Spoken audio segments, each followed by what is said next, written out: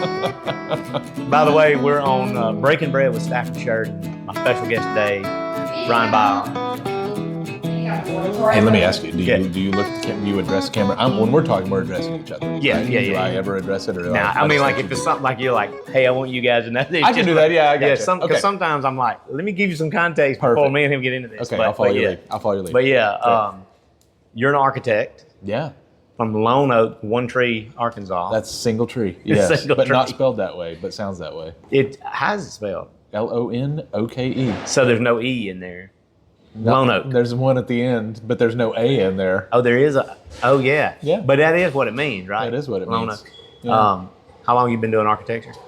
So I graduated in 03, and I've been practicing since I was a freshman in college. So Yeah. about 25 years. That's incredible. Yeah. I had an internship my first summer out of college, or summer in college, and have stayed at that firm for 19 years. And he as was an nice enough, by the way, that Mary Stafford interned for That's him. right. So She yeah. sure did. She Yeah. sure did. It was a great learning experience for me. I started my own practice 5 years ago in 2020, which it doesn't seem like a good time to start a practice, but you didn't know that when the year started. Nope. And as it turned out, probably our most significant project right out of the gate. And it put us on the map. So weirdly, 2020 was a. So what was the a project? blessing. So that was the Grumpy Rabbit restaurant that you. Oh, the Grumpy Rabbit. Yeah, Yeah. it's awesome. Well, the It's reason. a beautiful space. Thank you. Thanks. Well, my wife has a lot to do with that. So I'm an architect. I have my own practice, Kudzu Collective. We're Yeah. based in Lonoke. My wife Natalie is an interior designer. She has her own practice as well. She's partnered with her partner Stacy Brazil, and that Shine Interior Design y'all. Studio. What's that? Hey. This is all the signs in here belong to Chance, by the way. Oh, perfect. All right.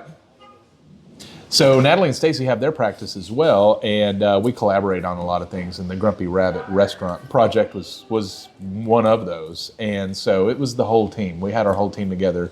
Brantley Snipes out of Greenwood was our landscape architect on the project. I didn't know that. Yeah. Brantley did that. Tax credit project, adaptive reuse in an old 115-year-old building. So it's the project we love to talk about because it proves that a small town could do something really cool around a really great concept, well designed. So the interiors are a big part of that. The historic aspect of the project's important. Had a really great branding partner out of Helena, Arkansas, Thrive.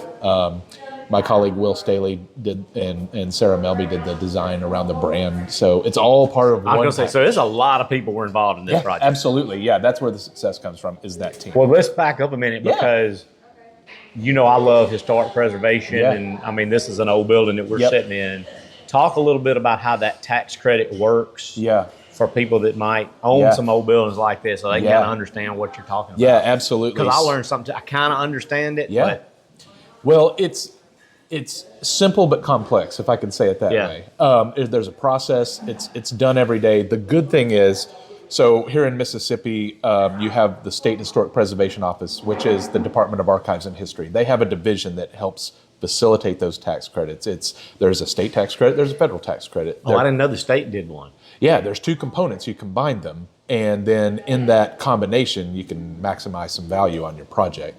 So if you're going to rehab a building that is already listed on the National Register, then it's pretty simple to go ahead and establish the eligibility of the building for the tax credit. Because you use that historic registry for that. That's right. So, for example, if your community has an historic register, your building doesn't have to be, an historic district that's on the National Register. Yeah, you don't like have to be individually Cleveland has listed. that, yeah. Cleveland does. That's exactly right. A lot of communities do. So your building doesn't have to be individually listed. It can just be part of that district. And that pretty much clears you through the part one.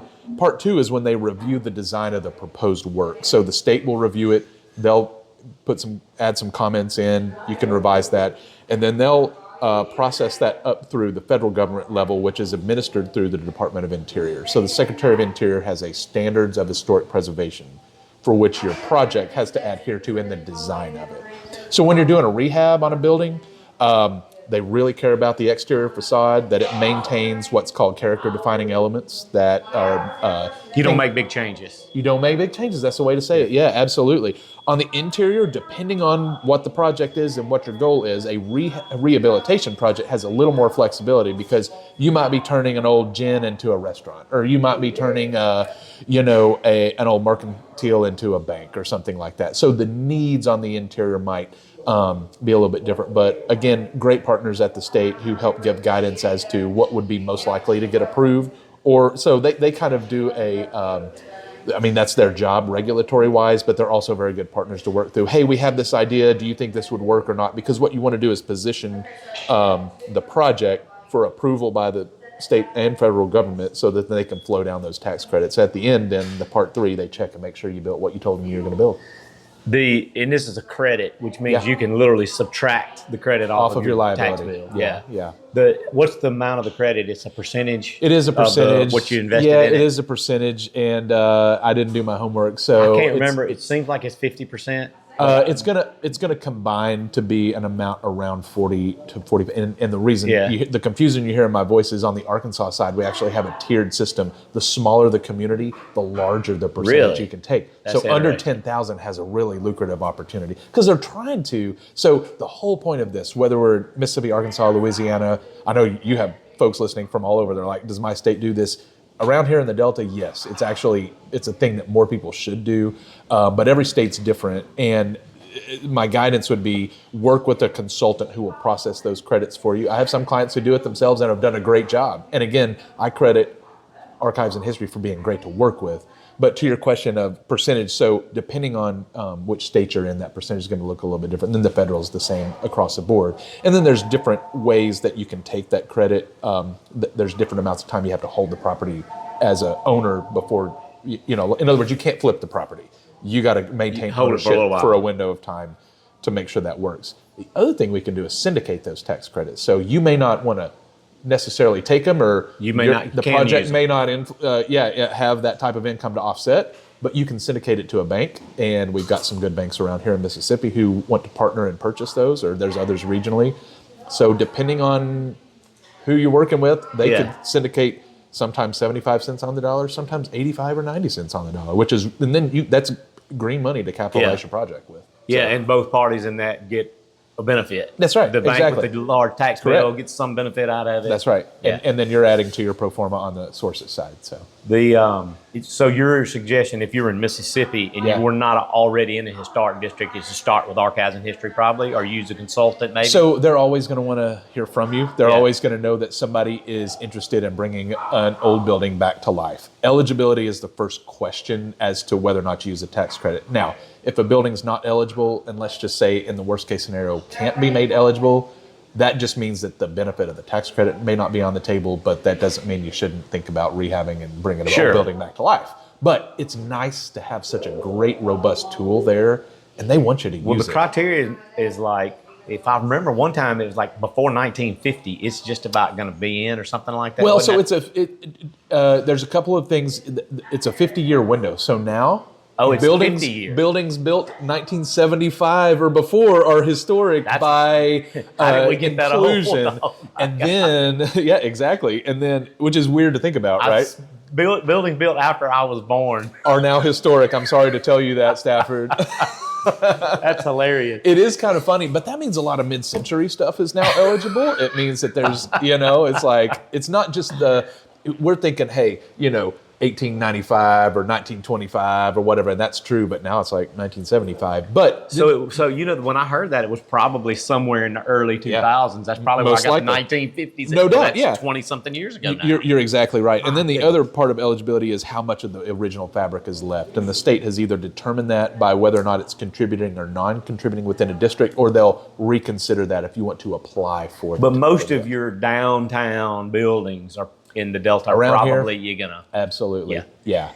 Well, and now that I think about it, we looked into that. I wasn't putting enough money into it. I felt like to need it but we redid this building 22 years ago. There you go. So there you go. It's been 22 years. So the number that determines the value of the credits called the Qualified Rehabilitation Expenses, the QREs, and that QRE is pretty much everything related to construction, but not landscaping and exterior work. You can have soft costs in there, so legal fees, filing fees, architect and design fees. all your HVAC, all that. Well, all that goes into that it. was a big thing. Well, what do they call it when it's HVAC, electrical, and plumbing? There's a word. MEP. MEP. That's right. Yeah. Mechanical. Yeah. Yep. And this building had none. Yeah. Yeah. And None. And we and did these all days that. that's going to be probably 45% of your cost. Yeah, I was very lucky. I had a HVAC guy that worked with me, and this is a true story. I bought a brand new air conditioner out of a wreck. There you go. 18-wheeler full of air conditioners had wrecked, and there was a guy that lived on the outside of town that was a voodoo doctor. This is all true. Only because we're in the Delta do I believe any of this is true. We went out there, and it was his dad was the voodoo doctor. We were good friends. Pie Johnson, a lot of people remember Pie. And we went out there and bought an air conditioner from him, and that duct work you see over there was left from another job that my buddy had, and we put that up. Nice. And just replaced it. It was 20 years old, basically. Just replaced it last year. Yeah. And so that's was gonna blow some cold air out of that reefer unit there. You know? Yeah. And then we added another 5 tons at some point. But that's what we started with. And then the electrical, you know, you can get away with doing some stuff yourself. Yeah. But you can't hire somebody with no license, right? That's right, yeah. And so, you know, I did have Guy Cox again, who was my HVAC guy. Mm-hmm. He helped me with that, so I wasn't going to burn the place down. So that's one way that you can, and I think what we're kind of getting at is you got to think, as funny as this might sound, you got to think like a developer, right? You have a shell and you have a tenant. Yeah. And you've got to put together the development. And it doesn't have to be complicated, but that's a pro forma right there.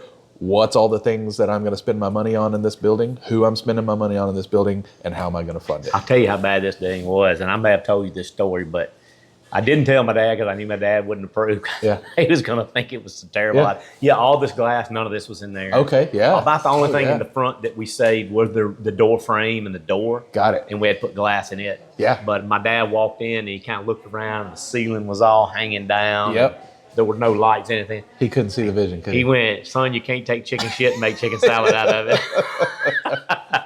it. and I think he was very surprised at the end result. Yeah. But we, another true story is this beaded ceiling up here. Yeah. And you know this old stuff is not the same thickness as the new. That's right. And so our Chamber of Commerce was redoing a building down the street at the time. And we were working Mississippi Main Street then. Mm-hmm. They were redoing a building, and they were putting a drop ceiling because it was in way worse shape than this. Yeah. And so any pieces that were hanging down, they were pulling it down and throwing it in a dumpster. So I went down there and went dumpster diving. There you go.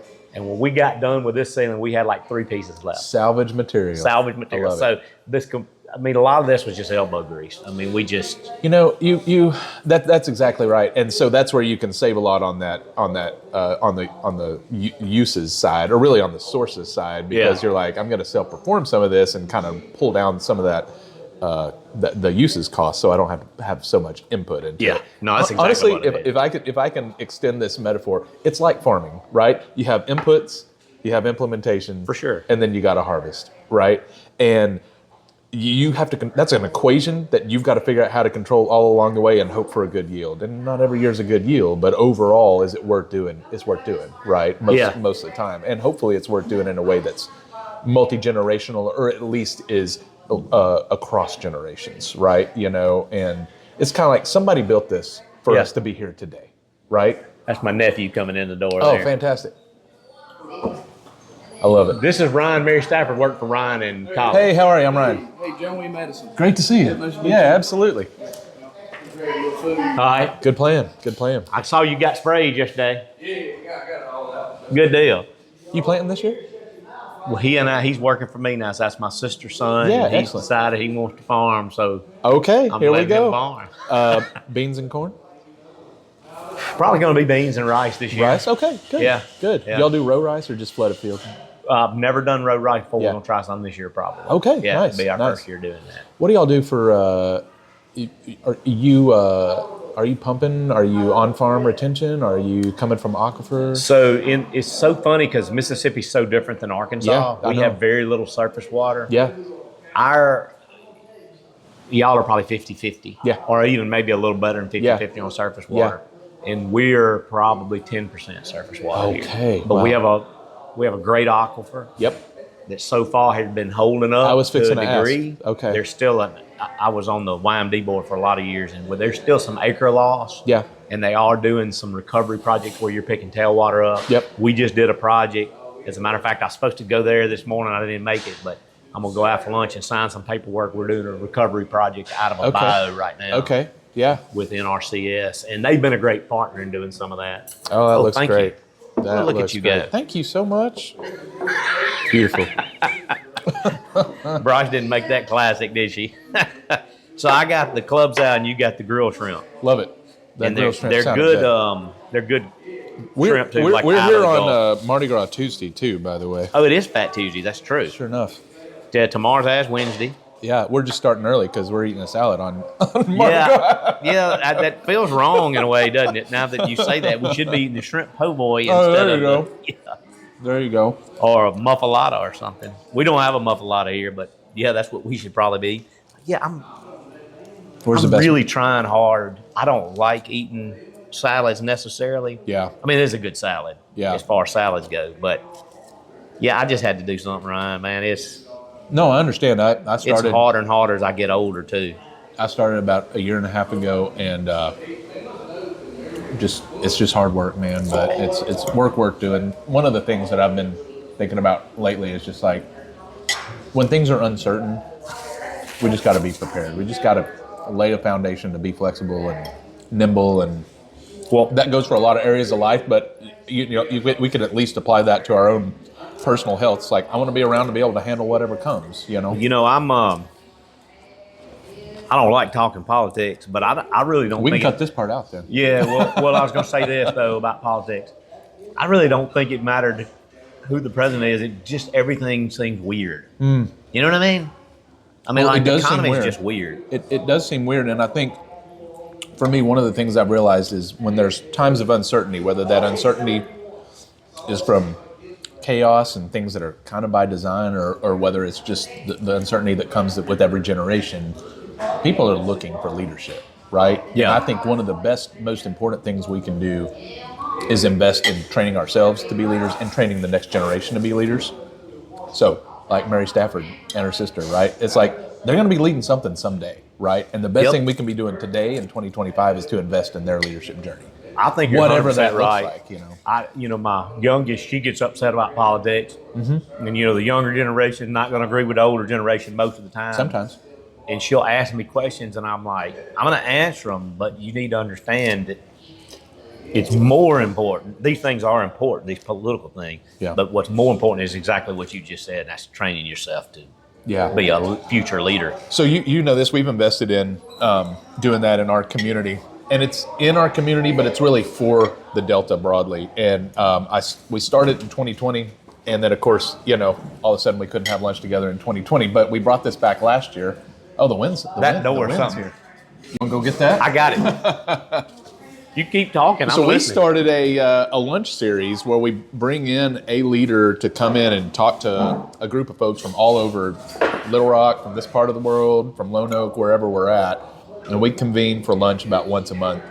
And they give a talk around their philosophy on leadership, how to essentially cultivate your skills as a leader, be curious, be aware of what's going on around you, how to lead folks. A couple of months ago, Stephanie Stuckey from Georgia came in. She was our speaker at our lunch series. I got you on the hook to come. She left and came here. Yeah.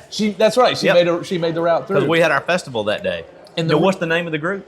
It's called Lonoke Leadership Lunches. That's all it is. awesome, man. Yeah, and it's precisely because I want local and regional leaders to be encouraged and to be able to network with other folks who are doing hard work like they're doing.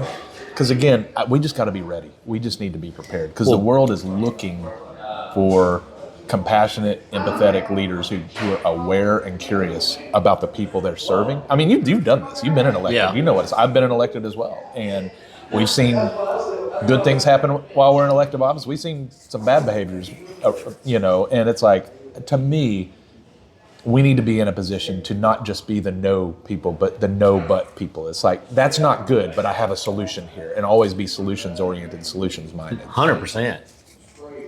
How many people live in Lonoke? 4,200. Yeah, that's incredible that you guys have that going because one of the problems, you're in the Arkansas Delta, I'm in the Mississippi Delta. But one of the problems the Delta has is this vacuum of leadership. That's right. And I'm going to Nashville in the morning. Hey, Ricky. I'm going to Nashville in the morning. But to be in a group that... This is your mastermind group, right? It's kind of like a mastermind group, Yeah.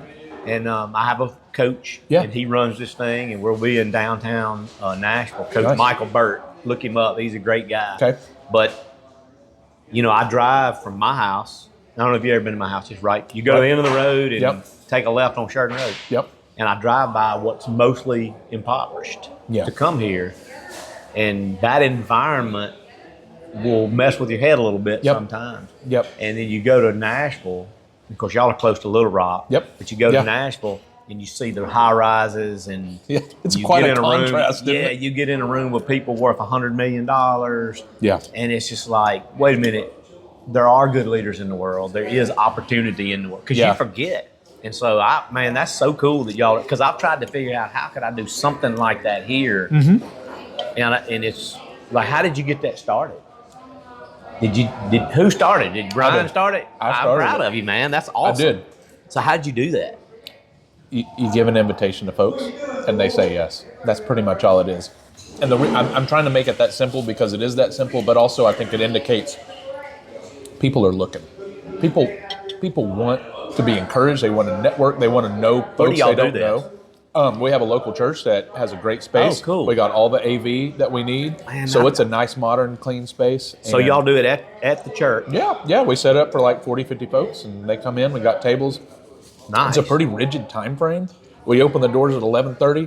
11:45 we serve. 12 o'clock I take the mic, introduce the speaker. 12:05 they're there. They do a TED Talk kind of length, like 20 minutes. That's perfect. We'll sit down and do a Q&A sort of like this for maybe 10, and they're out at 12:45 because a lot of folks are driving back to Little Rock, or they might be driving to West Memphis or down to Helena. So Thank you. we like it to be accessible, and we want it to be a thing you can say yes to and bring a friend and be part of. So I love the TED Talk idea. Yeah. As far as time frame, because it is. Yeah. It's one thing sitting in your car and listening to podcasts for an hour and a half. Yep. But to sit in a chair and just listen to somebody nonstop. That's right. It's tough, and doing a lot of speaking, it's also tough on the speaker. That's what we were talking about Michael Burt a minute ago. Yeah. That dude, we'll get on Zoom with him, and he'll talk nonstop for an hour. How do you I'm do just that? like, That's tough, man. And it's good. And I'm like, it's 25 years of doing it. Yeah. Part of it. Yeah. But he's also really talented at it. Yeah. And I just listened to him, and I'm on there with a couple of other speakers, and we're all talking about him going, how in the world can he just talk for an hour, hour and a half? Well, I think Well, it's Fat Tuesday for him, isn't it? there we go. Somebody's got to celebrate around here. Somebody's got to I celebrate. love it. How are you? The They don't have red beans and rice today. That was yesterday. Sir? One day I'm too early, one day I'm too late, one day I'm Yeah, Monday. Red beans and rice always on Mondays. That's right. That's wash day. Yep, Y'all open on Mondays? we are. Okay. Good Yep. to know. Then the internet's wrong, by the way. You need to get that listing. It's so weird. Sometimes you look at it as right, and Yeah. sometimes it's wrong. Yeah. And for whatever reason, I went in and did what Google. Google now for you to claim your business. Yep. They want you to do a video. Yeah, and all. yeah. Sent all that to them. They rejected it. Said it wasn't me. Oh. Wow. I've done this, and they gave me my page, and then they took it back. Yeah. I don't know what's going on with it, That's interesting. but I have had the heart so I can't correct it. Yeah. But Well, that kind of brings to mind. It's like you're kind of doing all the hard jobs right now. You were elected, but you are now kind of a volunteer, unpaid community promoting guy. something like that. You own a restaurant, which I don't know if you know this, but it's like a real tough sector to be in. I know you know that. Restaurant's a tough world. Farming's a tough world. Yeah, I told It's- somebody it's I like- chose the two toughest things You you sure can do, did. I think. You sure did. But I also want to. The other side of that coin is how meaningful and important it is for the vibrancy of a place like Drew, specifically Drew, but a place like Drew as well. It's a gathering place. It's a gather. That's exactly right. And people are happy to be here. And it's maybe 11 o'clock, and people are already showing up and making noise and eating lunch. And it's like every community needs that, which means every community needs a person who is going to invest in that for their community. And it's one thing to consider success to look like, hey, we got a new McDonald's, or we got a new this. And it's like, okay, well, McDonald's is a local franchise, so I get that. Yeah. But we got a new Dollar General. Okay, well, we needed that because no one else is selling any essential services here. But that money's going to Goodlettsville, Tennessee, right? Right. That's not staying around here. Retail is a poor example, which is to say, a lot of what we consider economic development is actually pumping money outside of our communities. But something like this keeps money in, which I think is the power of hospitality. It celebrates place. You can't have this experience. You can have maybe. I was down in Louisville the other day, and they got that new restaurant down there. I'm like, I didn't know that was going on. The internet told me about it. I stopped there one night. That was cool. And I'm like, okay. And they're open at night. You talking about the farm? The farm, yeah. Here's what's crazy. I used to own that restaurant. Oh, did you really? Yeah. Hilarious. So I opened that space. It was called 1933. There you go. And I found out real quick that having a restaurant was hard. Yep. Having a farm was hard. That's right. I was justice court judge. I was municipal judge for City of Louisville. Yeah. And then when I opened that space, it was like, what have I got myself into? Yeah. But Yeah. Stacy Davis designed that space. Yeah. And she worked for the hospital, and they have a 501c3 there that actually owns that building. Perfect. That was originally a pharmacy.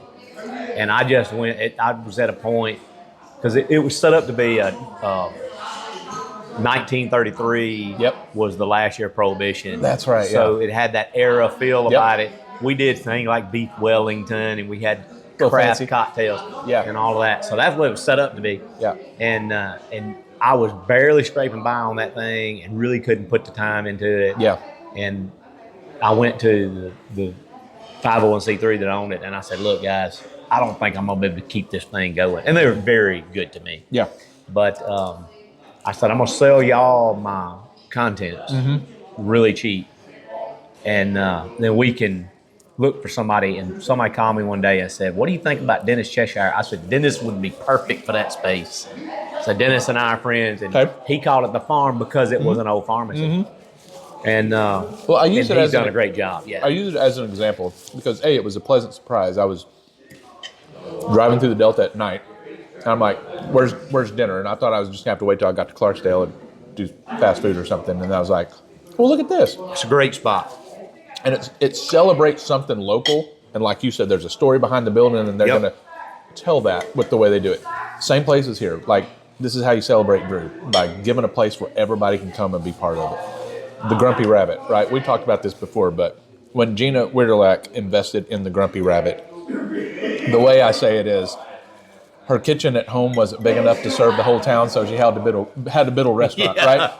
And it is 100% about celebrating the uniqueness of the place, right? I will say, for me, being in public service, being in elected service, and then now just really trying to promote communities that are as inclusive and reflective of everybody who lives in them. That's what we're all about. And in order to do that, sometimes that means you have really strange and really awkward conversations. And to me, the ability to have those conversations and then walk away and say, well, I feel like I was heard, or I feel like the person, I felt like, I don't know if Stafford agreed with me, but I know that Stafford was listening to me. Yeah. And I know that Stafford respected me, even though he might have been like, I don't know about what Ryan thinks about that, but I at least like him and respect him, right? And the ability to do that in a small community comes because the fabric's knit together. You got to see each other the next day, right? 100%. And so there's a little bit of accountability there. There's a little bit of trustworthiness.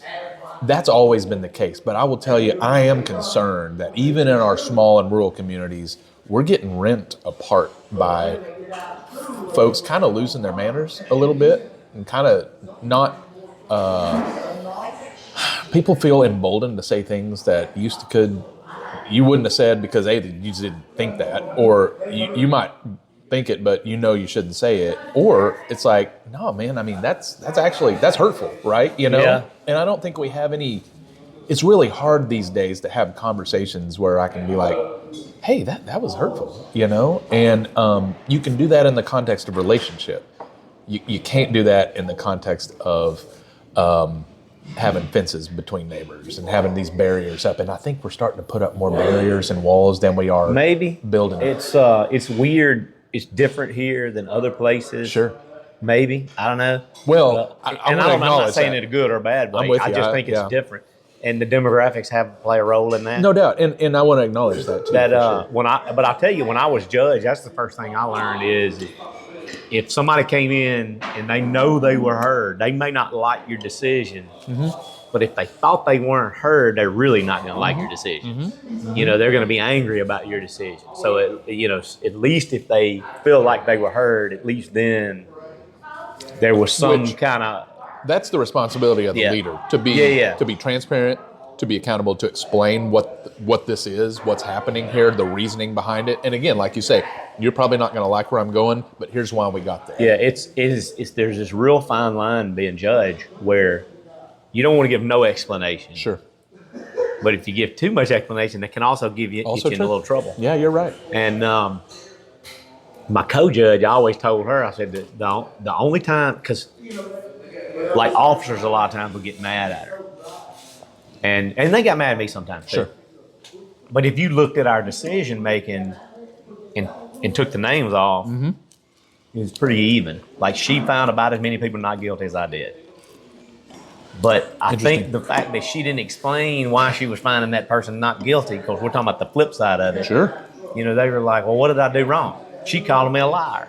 You know, I said this happened, and she found him not guilty. She called me a liar. Yeah. That's what I got back from some. Yeah. And I was like, she just wasn't. And I love Judge Purnell, and we got along great. But I always told her, I said, if you just give them a little bit of an explanation on what you're doing, I think you're fine. And now I think they understand her a lot better. This is years ago, but yeah, that just light explanation. And sometimes people come in and they just don't understand the situation, whether it's the law or real life, and they've lost some context somewhere. And so you can give them a little context and go, look, I actually agree with you, because there were laws I didn't agree with. I agree with you, but I'm the judge and I have to rule on the law. That's your responsibility. And sometimes you don't have any choice. I had a discussion with a friend of mine the other day about the correlation between privilege or rights and the responsibility that goes with it. And we talk a lot about what my right is. I'm talking to a judge about this. It's kind of hard to know the difference, and there's a huge gray area in that. 100%. And the responsibility that goes along with that is it cannot be separated from the right, you know. And so a couple of things to think about, and I've had a mentor in my life, just he has a statement, and I'm pretty sure it came from John Maxwell or someone like that, but it's leaders have fewer rights. You're volunteering to lay down your privilege and right to serve others. That means what might be okay for them to do, you got to reserve, you can't. You got to be a little bit more or a little bit less of one thing or another to, not just to set an example, but to there's no greater example of that than a judge. 100%. There you go. Well, and my daughter and I were talking about this the other day. We were talking about pastors, and why do we say, well, pastors can do, and I'm like, well, you want the best of us to have that position. Sure. If they're going to be telling us from a pulpit what to do, that's right. They should be above reproach. Yeah. And the same thing for judges, and it was like things that were totally normal for everybody else to do. And just a great example where I messed up one time. We had a Ducks Unlimited banquet here in Drew, and I had a couple of drinks, but I was perfectly fine to drive. I mean, if I wouldn't have had any problem getting pulled over, because let me just tell you, the Highway Patrol would love to get a judge notch on their belt, and say, well, we're fair to everybody. We even put the judge in jail. And I felt perfectly fine doing that, but I was seen drinking and I left driving. Yeah. And then another person left driving and got DUI. Wow. And they were kind of upset with me for a little while about that. And I was like, that was a good lesson for me, because I was like, you know what? I can't drink in public ever again. And look, that's a good example. Yeah. I drink maybe once or twice a year. So it's so abnormal for me to drink anyway. Yeah. But I was like, now I drank when I had 1933, but I always made sure that it was obvious I wasn't fixing to go get in the car and drive. Right. Yeah. And most of the time I didn't need to be driving at that point. And that decision to put a guardrail around something that's the average person doesn't have to Completely. is going to be a bit peculiar, and people are going to be, maybe questioning that. But that's the Thank you, mindset. Keith. So Well, it's not happening. Yeah. See y'all. But yeah, it's that was something. Like I did stuff. Like I learned to go to the grocery store at 6 a.m. when nobody was out There you because go. I didn't want somebody coming up asking me about a case or something. I mean, so there was a lot of things where I had to kind of change the way I lived my life when I was judged. The great thing that I got out of doing it that way was social media was the same way. So when everybody else was arguing about politics, yep, I couldn't. that's right. I couldn't say, well, I support this candidate or this candidate. That was That's right. totally, I mean, like I could be removed from office. Sure. So I kind of got, when I came in 06, you didn't have, That's you right. had Facebook. No, that's wrong. And then 07 is the iPhone comes out. And that's when people started getting Facebook on their phones. I was already judged. So from there to 2019, thank you, Angie. From there to 2019, I got to watch everybody else argue about politics, and when I got to the point where I could be involved in that, I went, "Nah, I'm good. I don't want to do it." My hearing you say that, I would suggest has probably been the thing that's two things. Again, we don't want to be the no people. No, we're not going to do that. We want to be the no, but we have something better. Yeah, You made a deliberate choice, which is absolutely the right choice and one I would make and have made as well. And I'll tell you a little story in a second. But to say, I'm not going to participate in this. But what I am going to do is take the power of social media, particularly Instagram and then later on YouTube, and turn it into this thing that's a lot of fun, that celebrates local places. And you got Gas Station Tailgate review started. And that's a way that demonstrates that social media has positive power. absolutely. That's not why most people are spending their time on social media, unfortunately, but you're out there saying, there's a better way, there's a different way, I'm going to lead the way with excellence. Well, I call that provocative excellence, right? I'm going to do something really cool. I like that, provocative excellence. Yeah. Yeah, I just wanted to be, I remember we had a governor in the 90s called Kurt Fordyce. I don't know if you remember Kurt Fordyce. And he too had a lot of things you could go back and, Yeah. He was, the nation had Bill Clinton, and the country had Kurt Fordyce, and they were a lot alike. Yeah. You know what I'm saying? So if you remember those days, they had their problems. But he always said when he got elected, the first thing he said, everybody always talked down Mississippi. Yeah. And he says, I'm not going to do that. And his line was, only positive Mississippi spoken here. I remember that line. And I just, of all the things he did, that was my favorite. It was just like, you know what? There are a lot of problems here. Yeah. But I'm going to leave that for somebody else. I can highlight the good things. So do it this that is way. true for the state. This is true for the Delta. This is true for our small communities. Somebody has to be the one telling the positive story. That's not to deny the reality of things. Correct. It's just to say if I don't include this narrative and what I believe about my community, no one else is going to do it. Well, for the us. reality's out. And the that other outsiders, reality's already there. outsiders are not going to do it for you. Well, it was, I forget what pundit was talking so bad about Jackson, and he was using, and Jackson does have his problems too, but he was using old information. Yeah. That's a lot of that has changed in the last. Well, and that few was years. probably designed to fit a particular narrative that they wanted to do. It was, and I understand. And some of that narrative, he was not wrong on. Yeah. Like I agree with a lot of what he said, but he was just using bad statistics. And my daughter, lived fifth year architectures in Jackson. Right, yeah. So we spent a lot of time down there, and I was really surprised.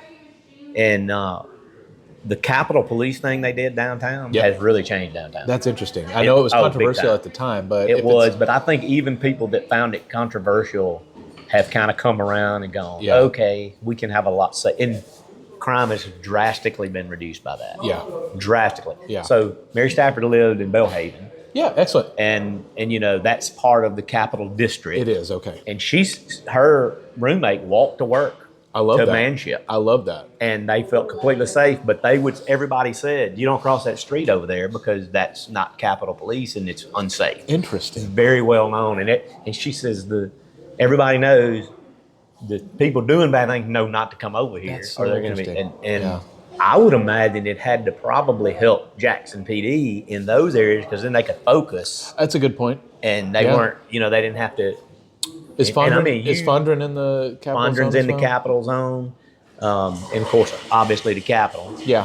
The all of that. But I think it's made a big difference. I really do. Have you been to the Mayflower since they reopened? I have not. Well, you got to go. Is it good? Yeah, it is good. I like the And redfish so sandwich. the guy that has it's the same guy that has Elvis in Hunter it, right? Evans is the chef. And that's in Elvis is on Manship. It is. It's Yeah. in Belhaven. Yeah, exactly. You need to have him on the show too. I don't know him. I tell you another place you need to check out, and I don't know who did his outdoor space, but the Sacred Ground Barbecue in Pocahontas. Yeah. Well, it's beautiful. who did you had some? Maybe Robert St. John had recently talked about it. He says it's the best brisket he's ever had. So we stopped. Anna Walton's in Mississippi School of Arts. Yeah.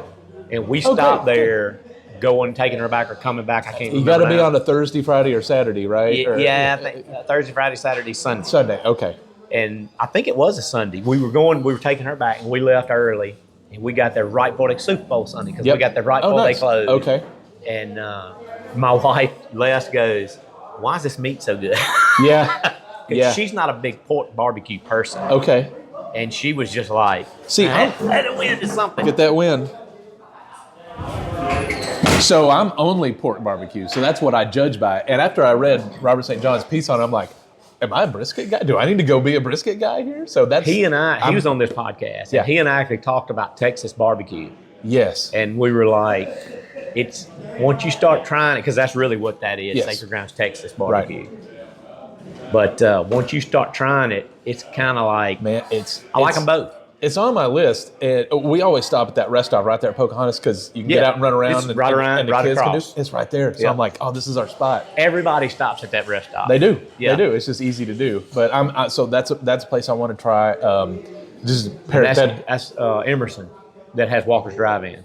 That's correct. Same That's guy. right. Yeah, that's exactly right. And then parenthetically, Scott and Michaela at A+ Signs out of Jackson. If you ever need a sign built, they're artists. So what do they do Phenomenal. exactly? Well, so they restored the neon at the Mayflower. He did the murals So they and do the neon signage. stuff too? They do it all, man. They do it all. They did the signage at Sacred Ground. They restored the Sand and Sun sign that's in downtown Jackson. And I stayed at the Sand and Sun one time. it's not there anymore, but the sign's still there. They brought it back. And there's about to be a new restaurant concept there. So Really? Yeah. Jackson has an interestingly good food scene. absolutely. It really does. You are correct about that. And I don't know if people expect that or not. But I don't it's think just they do. You don't have enough time to, eat every place you No, want to eat. it's So, cool. Yeah. It's And that's part of the reason why, I believe in the power of hospitality, food and beverage, and boutique lodging. Yeah. To revitalize a neighborhood, a community, whatever. It's a hard sell in a small town, but if you have a clarity behind what makes your community special or your neighborhood special, you can build anything in it and invite people into it. People want to accept an invitation. They just do. Let me ask you this: you Yeah. mentioned boutique lodging. Yeah. How small can boutique lodging be in work? Man, 6 units. Really? Yeah, it depends. 6 to 12. You can do an invisible service, which is basically all on your phone, or you can do a limited service where I you've love got it. I somebody. like the invisible service. Yeah. I'm going to Nashville, and I always stay at Casa. Yeah, there you You go. familiar with Casa? They have some places all over. They but do. Okay, gotcha. It's all you get your room, and they Yeah. send a number, and there's a Yeah. code to get in the door, Yeah. and a code to get in your room. And that's one way. I'm not saying that's the way, because I also, again, the power of hospitality is the human interaction. It is. And it's the going above and beyond. Have you read Will Gadara's book, Unreasonable Hospitality? Yes. Okay, good. That's Yeah. an essential. That's he's the one that has He had Shake the Shack. Yeah, Yeah. Yeah, you got it. Yeah, there's a scene in the Bear that's straight stolen from the God, book. do I need to watch The Bear? Here's the thing: it shows the toxic side of Yeah. restaurants that Yeah. I think is Yeah. it's not true, Okay. but it is true. Yeah, You know I what got I it. mean? Yeah, I got like I don't tolerate. I've seen that. Yeah. We had some of that when I had the restaurant in Louisville. Yeah.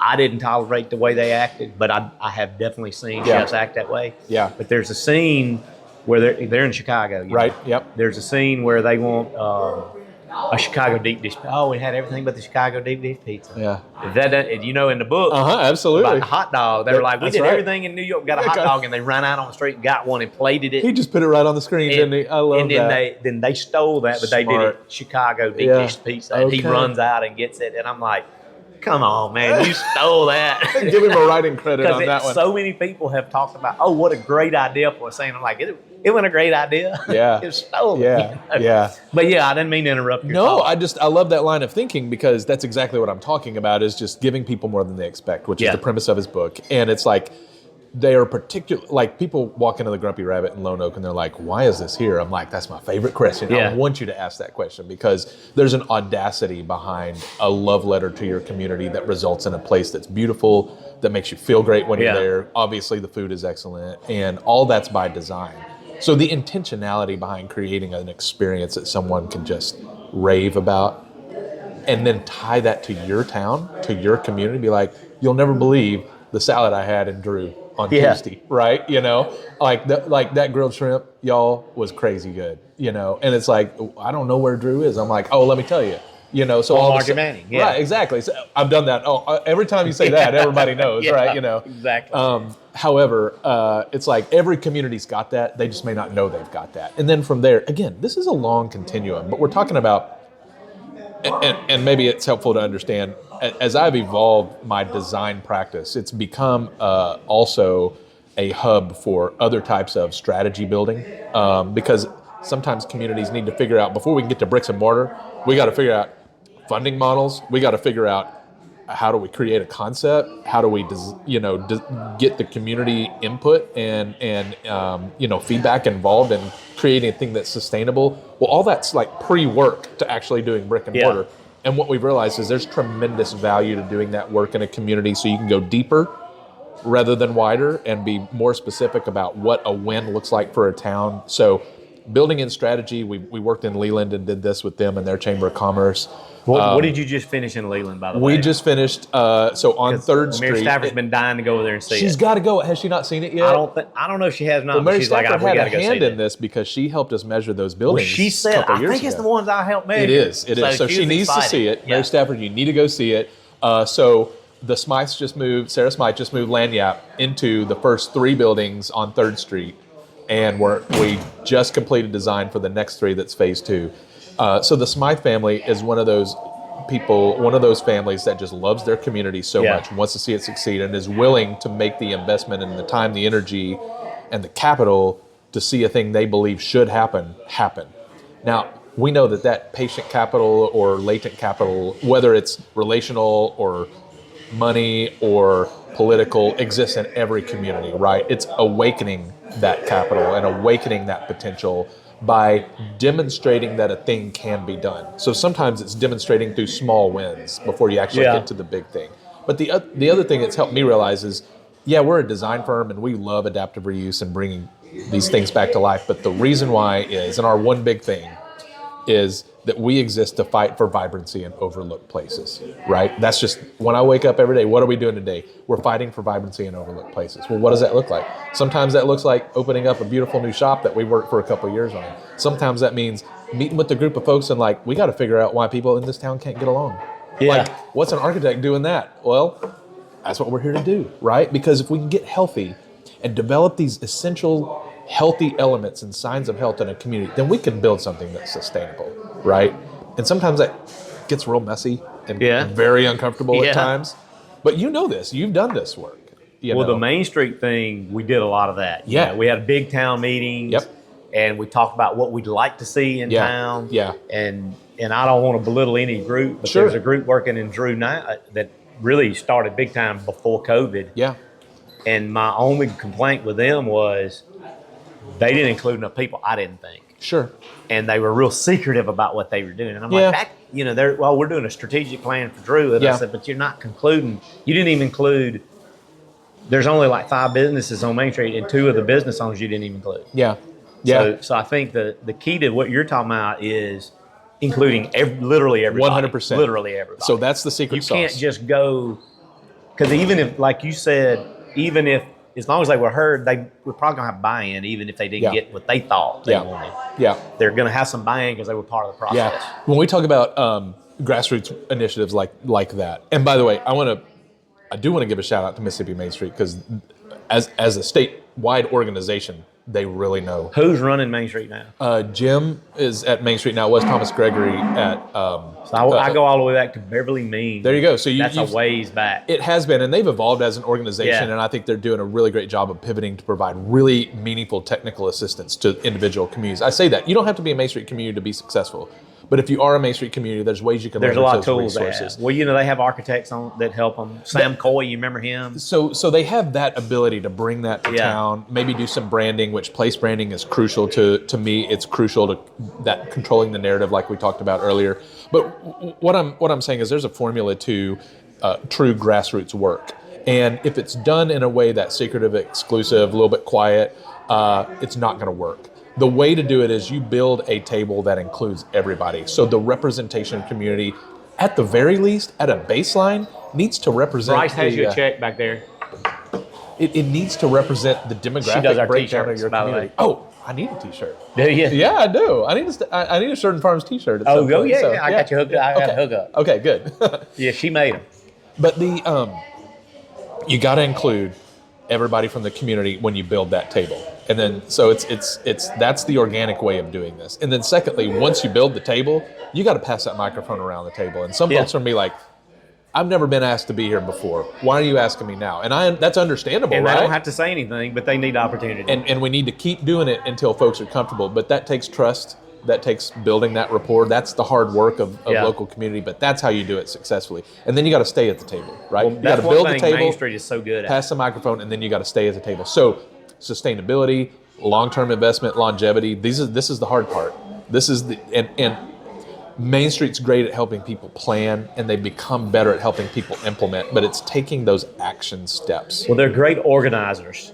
They really helped our They are. They Chamber can of Commerce get coalesce and organized. convene, Yeah. and there's tremendous value to that. I'll tell you, Mississippi State has a program. Chance McDavid and their group over there has a program called Strategic Doing, and that has really helped a lot of Now, communities take who's that through? action What part of steps. Mississippi It's State? through the Stennis Center for Government. Interesting. Yeah. So their landscape architecture Yeah. students are doing projects here now. So Great. this semester they're here. So they have a tremendously fantastic landscape Yeah. architecture program, and I'm glad to know that they're here because they're the land grant institution too, right? Yeah. So they've got an obligation to be outside of Starkville and actually working around Correct. the state. And so it's wonderful that they're coming here, and I've had discussions with their leadership about that. Fun fact: when I was elected city council member, our elected mayor at the time as well, Trey Reed, is a graduate of Mississippi State landscape Really? department. He's a landscape architect by that's training. cool.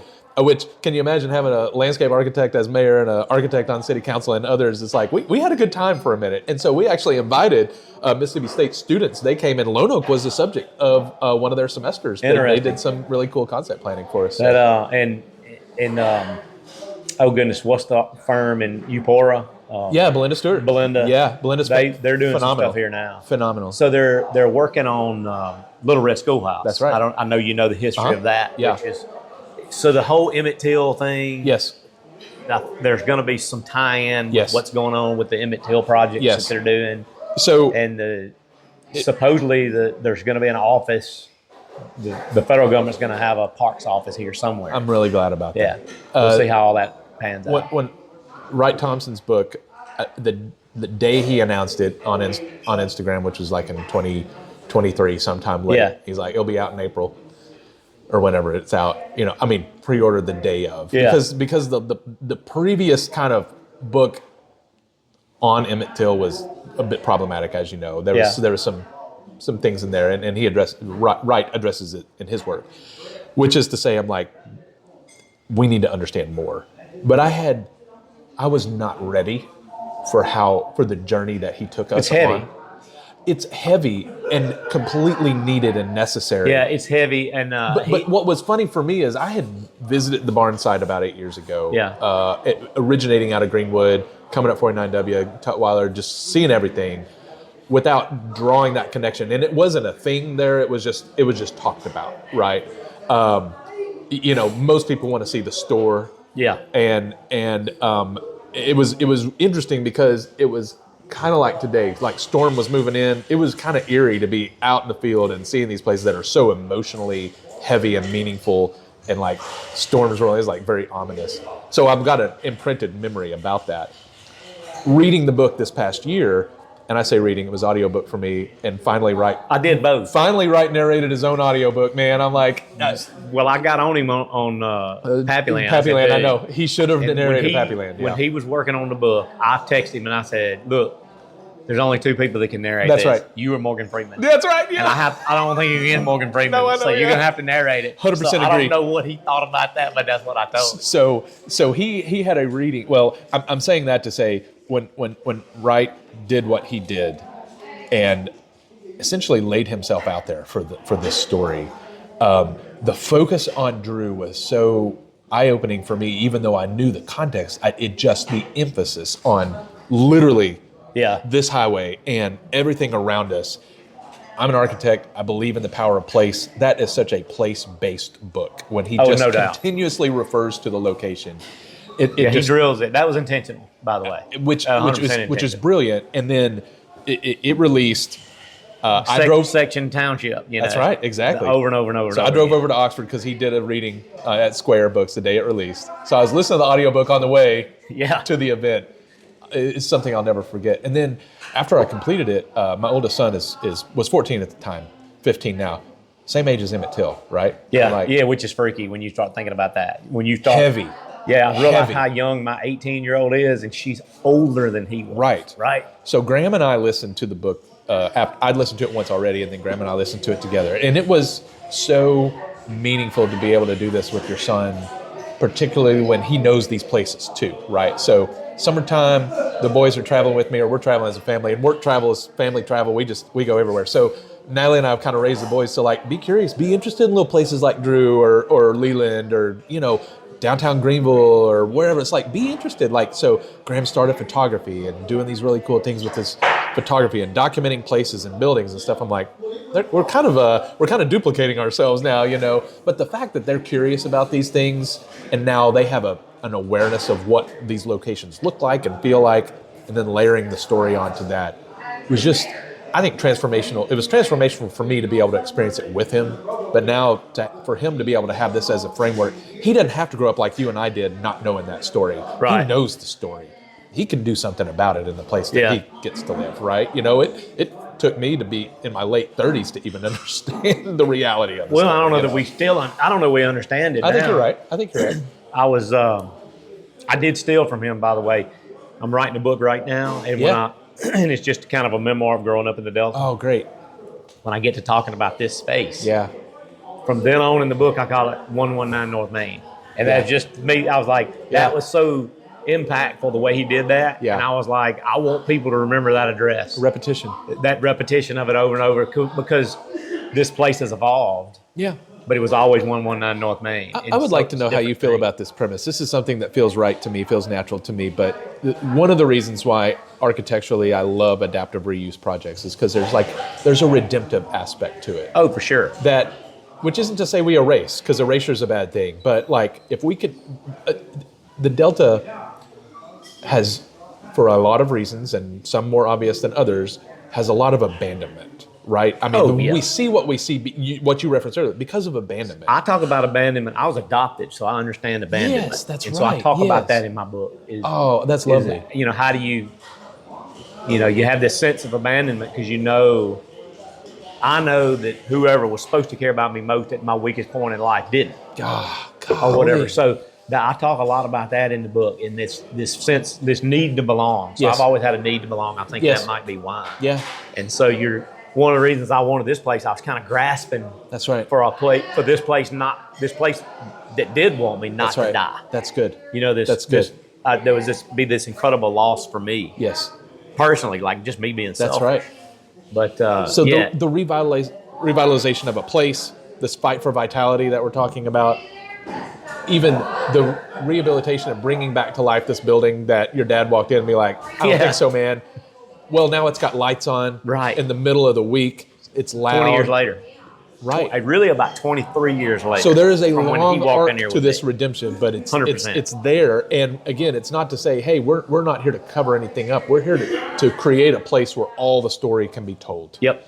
And when we extrapolate that out to our region and to a town, to a region, to a collective region, it feels like that's our responsibility for the rest of our lives. I think you know? I think as somebody who enjoys writing, I think there are only two stories, and it's all about the past. I mean, everything's about the past. Tennyson said we're a part of all we've met, right? Yeah, that's good. But there's only two stories, and one is we talk about how we overcame the past that we had, or we talk about how we honor the past we had. Yeah, it's good. There's only two stories. Yeah. Overcoming or honoring. And for me, this incredible love I have for the family that adopted me. Yeah. It was about honoring that. Yeah.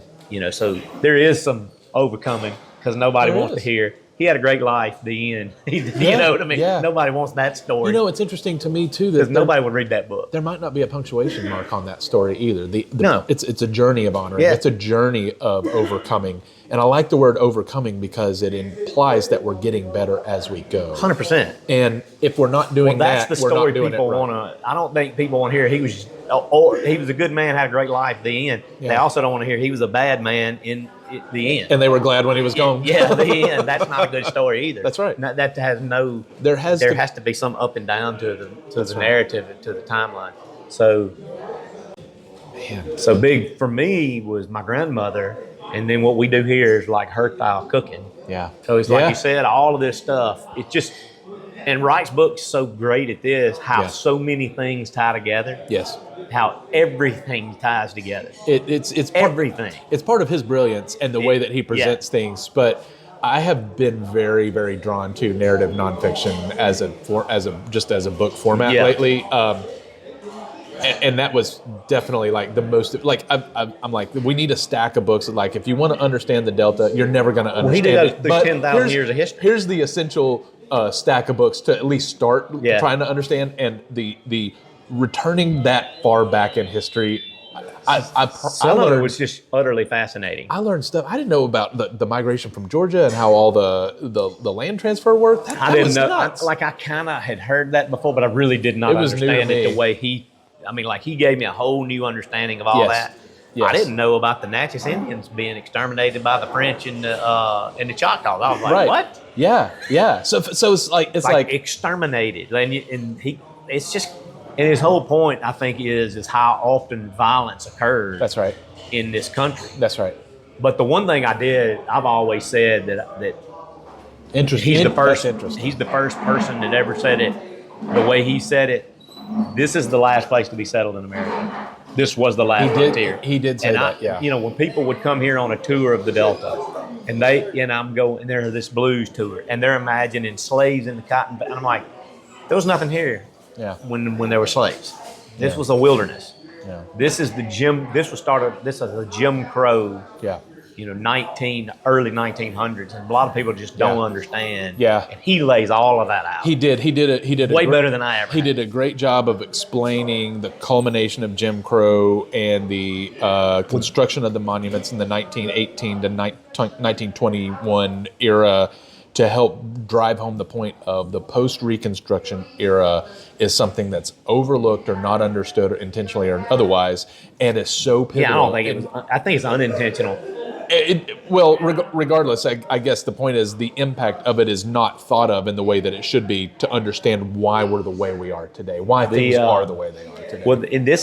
Well, the other parts of the state is different than the Delta because it just wasn't anything here. Well, I agree with that too. I guess it's helpful to understand the broader context, though, and then how we fit into that, right? And again, he does a great job of that. I read another book this past year called The Great River by Boyce Upholt. Have you read it? I've not heard that one. Oh, it's about the Mississippi River. And similarly, if you wanted to read by who? Boyce Upholt. Oh, I did. I have heard have that. You read I it? know Boyce. Yeah. Can I highly recommend reading it? I have not read it yet. I feel guilty to say that. Well, you can rectify that. You can go. Boyce, I'm sorry. He's going to read it. He's going to read it. I have not read it yet. I know he did several book signings around too. Brilliant. It's if you want a biography, like the West, I'm going to say this poorly. He may not agree with this characterization, but it's a biography of the river going back to ancient times, and it explains what you're looking at today in the context of how we got here. Because we have this tendency to look, like you just said, at all the fields and all the Delta and be like, this is the way it always was. No, it wasn't. It definitely isn't. No, it wasn't. And the same way with the river, right? Oh, this is the way it always was. Nope, we have a little thing called the Corps of Engineers and levees that got built, and John Berry talks about this in Rising Tide, but Boyce kind of takes the idea of that and just goes. He extrapolates the much. levee system is what settled the Delta. That's right. They couldn't settle, and Yeah. I'll never forget. We had a farm manager, Thomas Hall. His dad was long since retired, and I just knew him as Mr. Hall. Yeah. But he wanted something to do, so my dad gave him a job mowing the yard, just to give him something to do. You know? And he told me he remembered riding in a wagon from like Ackerman, Mississippi to what we call Valley Hill in Greenwood, where 82 comes down Greenwood. Yeah. They'll always call Valley Hill. And they got to the Delta, and it was completely flooded, and they turned around and went back, and they came back the next year. There you go. Because they were still working on the levee system, you know. Yeah. But he was, it's like, you just think about this entire area was just a swamp, but it was first settled for the timber. Yep. And Wright actually covers that some. That's I right. didn't know, you know what, I'll tell you something else I didn't know was the woodpecker, the big giant woodpecker that is extinct. That's right. I The never ivory realized bill. it was here as well. So that's about 40 minutes from where I live. Yeah. When it was located in Brinkley, and so very similarly, this is where there's a lot of similarities. You're fine, Bryce. Thank you. Your wife is concerned about the weather. Tell her we're going to be okay. But yeah, so the ivory bill woodpecker in the 90s, I believe it was, or whenever Wright references, was spotted again outside of Brinkley, which is pretty close to where we live. And this is where there's a lot of similarities in terms of land. It's all the alluvial plain. Yeah. It was all timber, like ancient timber, and then it was all cut down. Then it was gone, shipped north to Detroit to build cars and everything like that, among other places. But so there was a lot of northern-based lumber companies that came down overnight, built these lumber mills, clear cut. They clear cut, send it back, pack up, take everything with them. And yeah, those guys came in and made money off of that, then sold it to cotton farmers. That's and right. Cotton farmers came That's in right. and started farming. That's exactly right. You know, I do think the other thing I think about is, you know, all this stuff that's built around here was built off of that lumber and cotton. That's right. And now lumber and cotton are both gone for the most part. I know. So what happens Right, next? and we're still kind of, and Wright talks about this a little bit too, but we are still kind of living off of that That's right. wealth. That's right. Even when we come in and redo a building here, Yeah. you know, Right. we're living off that wealth a little Generational bit. wealth. Yeah. Yeah. And I think about that a lot. I'm like, how do we, you talking about leadership, we're kind of coming full circle, you know what I mean, in this conversation. But Yes. that's, when we started our 501c3, what you said about the Lucky Rabbit was exactly what I thought. I was like, all this 501c3 stuff is great, but I'm probably more libertarian than anything else. So the government help is great and all that. But if somebody doesn't put their own personal money into some of this stuff Yeah. and give an example that can work, Yep. well, we do it. I think the answer for the next generation is a couple of things to maybe put a punctuation point on that, because I couldn't agree with you more. It's going to be us finding an innovative way.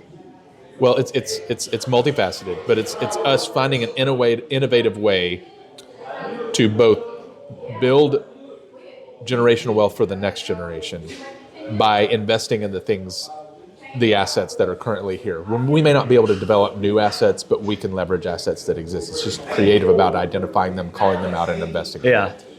There's another aspect to this, and that is guys like me and you kind of giving up our position and letting the next generation step into the position, because this may be controversial to say, but the generation that precedes us has not done a great job of relinquishing what they believe is a birthright and an entitlement to leadership, to position and power. I've 100% said we don't have a Republican-Democrat issue. We have a generational. We have a baby boomers versus everybody else issue. That's correct, and I know that's controversial to say. It really and I know is, that but I really believe that. And I know it encompasses a lot of people that we love, and we do love them, but also they've run everything for a long time. They really have. And if we have to wait until folks pass away for the mantle of leadership to pass, and the power that's invested in them to pass. Well, look at the Queen of England. She held it till she died. Which was an impressive feat, but you know, it was like, okay. And the thing is, it's like the generation behind us is ready to go. Well, But would you they consider haven't been given yourself? the chance. Are you a Gen X or millennial? You're I'm- right on the line. I'm millennial. I thought so. I'm elder So millennial. You've actually got a while. Your generation is just coming into that. You're really. correct, but I think that even brings it to me even into more focus that right now I need to be planning on how am I going to voluntarily let go of a thing. You know the thing and about empower the next to generation. give you an idea how Gen X feels. You've always been overlooked. We'll be overlooked. We'll never have the mantle. Yeah. Really. Yeah. Because it will go from the baby boomers to your generation. Yeah. It will completely, and that's what I told a friend. I said we'll never have a Generation X president It might be true.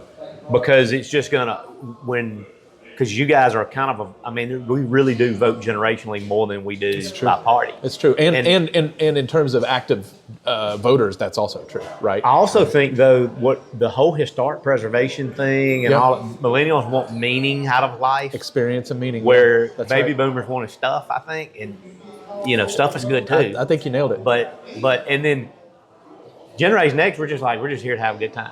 Which somebody should be. We can go with either group. It doesn't Somebody matter. should be. Yeah, Somebody should be. But I do think that one of the great things millennials always got we actually talked about this in the car. The only cuss word I think I've heard Mary Stafford say. I said, well, millennials always get shit talked. Yeah. And she said, they do get shit talked.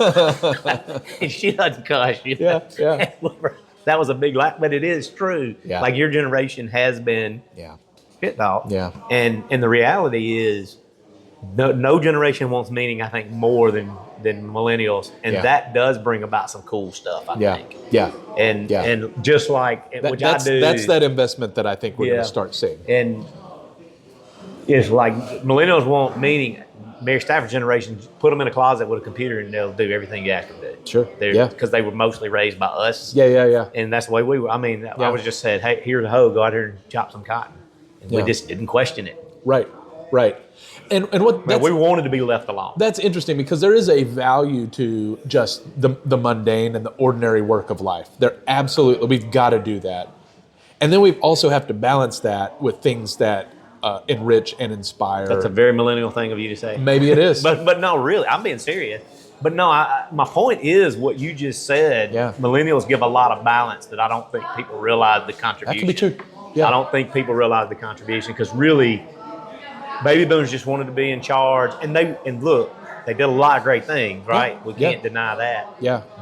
But yeah, Generation X we've just been the grunt workers. I think that's true. And we're kind of cool with that because nobody gave us any problems. You did come up with some great music though. So We did have some. We were good at that. Yeah. We got some good art, but that's because we got left alone. We were the key kids. That's a good point. That's You a know? good point. Yeah, like we take our kids everywhere. Yeah. My parents didn't take me to places. They did, and that was a generational thing. Yeah. I told somebody I didn't know what an appetizer was until I was grown. That's absolutely. Yeah. I was probably. This is a great throwback, but the River Road in Louisville, Mississippi, got cheese sticks as an appetizer, and I was like, "Wait, what's this? You can fry this? Yeah. You can fry cheese?" And I was like, I had discovered some great thing. Yeah. you know? I love it. That's funny. It was like a big restaurant thing for me to discover fried cheese sticks. I love it. I love it. But I think millennials have the kind of stuff that is going to benefit the Delta. I think you guys are the generation for that. And that's the last component. I think that no one's coming to save us, right? 100%. But if not the federal government, not the state government. And if we invest in our kids, they may leave to go to school. They may go to Starkville. They may go to Oxford. They may go to Fayetteville. Wherever they go, are we giving them anything to come back to? And that's the question we have to answer. Thing. We have to answer that question. But then also, I think that the coolest work that's being done is actually being done in the South, but it's being done in places like Memphis and Atlanta, places where the next generation of Nashville. folks. Yeah. Gosh, and Nashville's kind of unreal. And to it's me. people who, even Birmingham. Okay? Birmingham, Like, that's people true. are doing Birmingham's got a great downtown. 100%, and it's being done by folks who have a tie to the place. It's not being done by Even Jackson. people coming in. I agree completely. I agree completely. Jackson's the dark horse in this community that could turn around if they get some good leadership. To me, that is what I firmly believe about that is we need a strong, and this goes for Arkansas too. We need a strong Little Rock. We need a strong Jackson to have a strong Arkansas, have a strong Mississippi. I agree. And the more we disparage our capital cities and talk down about them, Uh-huh. that does not help the collective lower self-esteem that we currently have. But if we treat our capital cities like a capital city and we're proud of them, we talk about, like you just said earlier, tell the good like story. Texas does. Go to Austin. You've got a blue state with a red city. It's and wild. And they each take care of that, They do. that city. Here's what I learned. I spent some time a couple years ago in Los Angeles, and I'm like, Texas and California are exactly the same. People from California and people from Texas are so dang proud to be from Texas and California. It's their entire identity. It is. They love it. And I'm like, I didn't perceive that as somebody growing up in the South. You know, it's like, well, it's California. It's like the optimism, the ingenuity, and just being proud of place. I'm like, oh, I get that. That's what they do in Texas. I get it now, right? You know, it's like you got to be there to understand it, which the point is to say, why not us, right? Why not us? Well, I do think that your generation is going to do something big, and Jackson and Little Rock are great examples. Because like you said, when you fly somebody in from overseas and look at putting a factory here, where are you going to fly them into? That's right. Jackson or Little Rock. That's right. Yeah. So when they go to Jackson or Little Rock, you want them to leave there. There used to be a great line that I loved. It was, as General Motors goes, so goes the country. No, that's right. Yeah, yeah. As our state capitals go, so goes the state. Yeah. I'm afraid. So that tour has to include going to Elvis and going to Mayflower, and because those are things that make all community. those guys are millennials that are doing. Well, that's all a great those things. point. Maybe that's coincidental. I don't know. No, I think it is an incidental, but I think that my generation kind of gave up a little bit, but the baby boomers sure enough gave up. Yeah. I mean, they're like just flight. That's that abandonment that you're talking about. Who can blame them? I mean, in a way, like I'm not blaming that, but yeah, it's a pattern that it needs to be examined. Mary Stafford and I talked about where she lives in. I don't know if you spent much time in that part of South Carolina, but when you get into West Ashley, it's all everything that you guys stand against. You know what I mean? It's like, well, they built this. Wright Thompson has a great line too, and keep quoting him, but in Pappy Land, he said, I don't know how old those distilleries are, but I know how much money they spent making them look old. Yeah. You know? Yeah. And there's a lot of that in West Ashley, where you look at it and you know that it's not old. It's not, yeah. And it's all cookie cutter. Kind of not authentic, right? She's like, I'm living in an apartment in this cookie. She said, this is everything I went to school not to do. Oh, yeah. Hey, to be 22, 23 years old and recognize that immediately, that's very astute of her. I'm proud of her for doing that. She said, I feel guilty living over here, but she does like it. But but that's what everybody went to for, that urban sprawl. Yeah. Everybody want to live in the suburbs. Yeah. And in this really kind of going back to, they want to be downtown where the action is. Yeah. They want to be able to park their car and walk to a nice restaurant. That's exactly right. Yeah. And as I get older, I appreciate that way more. I think we're entering an era where it's hard to make the quality of life case right now because that argument's not being heard. But if you can make the economic case for the things that we want to see, the right type of building patterns, the right type of development patterns, revitalization efforts, make the economic case for it, I think it'll be heard in our current environment, which is to say Mary Stafford is incredibly astute to know that. Everything that we're doing as an organization, as a design practice and strategy practice, is to fight that abandonment, right? And that's literally the metaphor of the kudzu is, where do you see the kudzu? Kudzu goes where everybody else has given up. Kudzu goes, I did not know that. We're drawn to the thing that people have abandoned. That's exactly Kudzu Collective. Yeah. And that's why. Obviously, it's ubiquitous in our area, right? Yeah. But beyond that, it's like... I always wondered that. Yeah, that's why. That's why. Because that's a great spot to end on. How do people get in touch with you? You do work in Arkansas, but you do work here in Mississippi. Yes, we're licensed in Arkansas, Mississippi, Louisiana, Georgia, and Alabama. But this is our home area. We've got as many projects in Mississippi as we do Arkansas. The way I tell folks is to me, I think it's a privilege to live and work in the Delta.